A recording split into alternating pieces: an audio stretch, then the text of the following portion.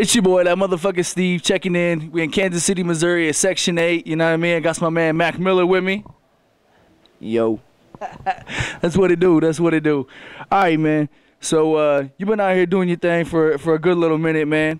You out here, you know what I mean? You doing Rostrum Records, you know what I mean? Pushing it real heavy. You did the High Life, you know what I mean? You had kids, you know what I mean? You might have some kids, who knows? But, oh, you... Mic check, mic check.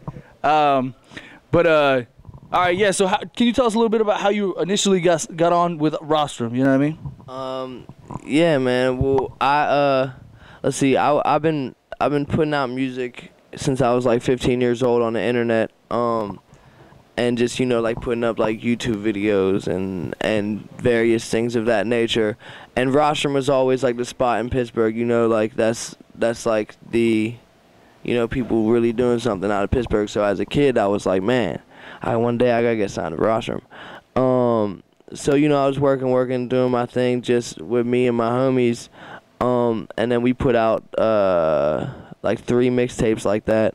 And then we were always in good relationship with people at Rostrum, just because just family wise. And they would hit me up and be like, oh, this is tight, we like this, and like do cool little looks for me here and there. And then I was about to put out Kids, and so I came to them, and I was like, and I had like some offers on the table from other people, and I was like, dude, he's got offered this, and they were like, that's garbage. And I was like, okay, what about y'all? Do y'all want to do something? And they were like, yeah. I was like, all right, well then let's just do it with y'all. And then it was really simple. When we went out for Chinese food, and then I was Rostrum. That's what it is. That's what it is.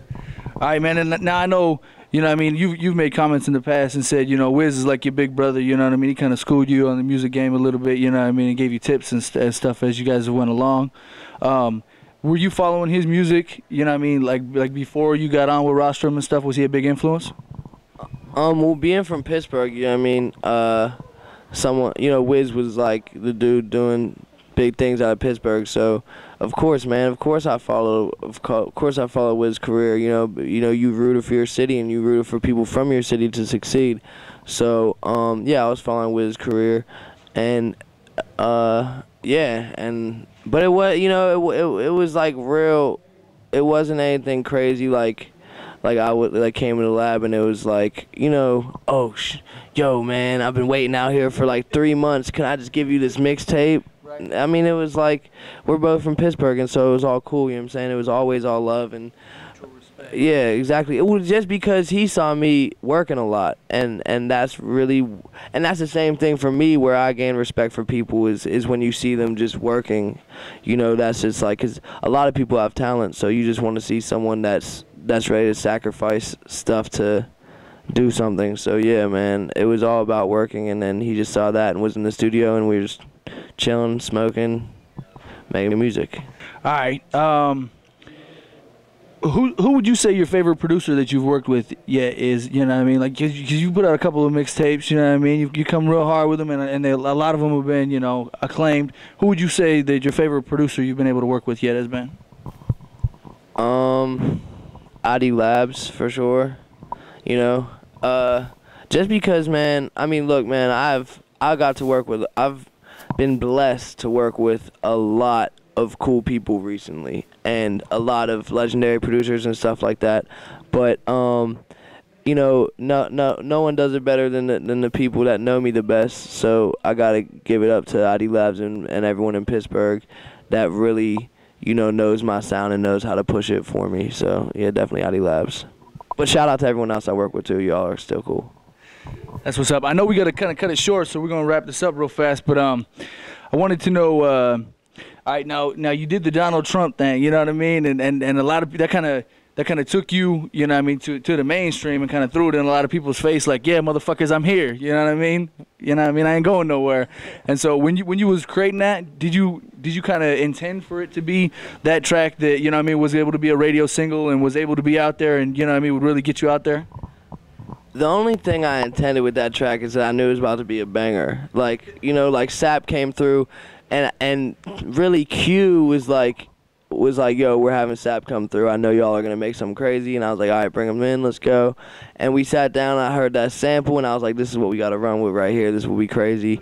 And then we kind of just, like, partied in the lab that night, and the song just came.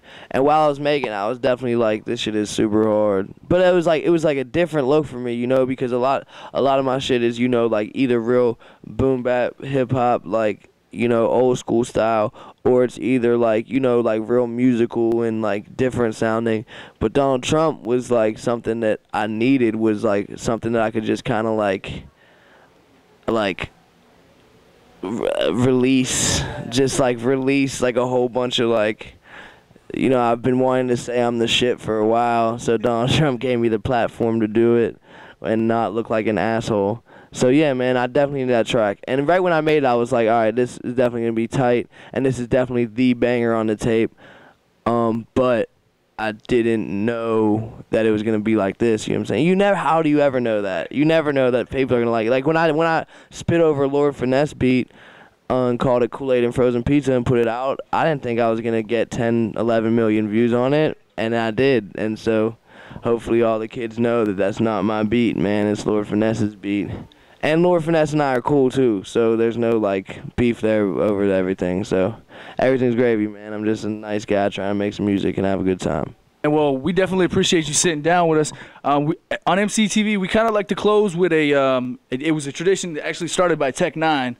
And, you know, he blessed the mic for us, and, you know what I mean, we was talking, and he just kind of ended it with a hot acapella off his Seepage album. So I was wondering if you felt, I know you got a lot of shit to do tonight, you know what I mean, you got to save the vocals, but I didn't know if we could maybe get a couple bars just to close us out here.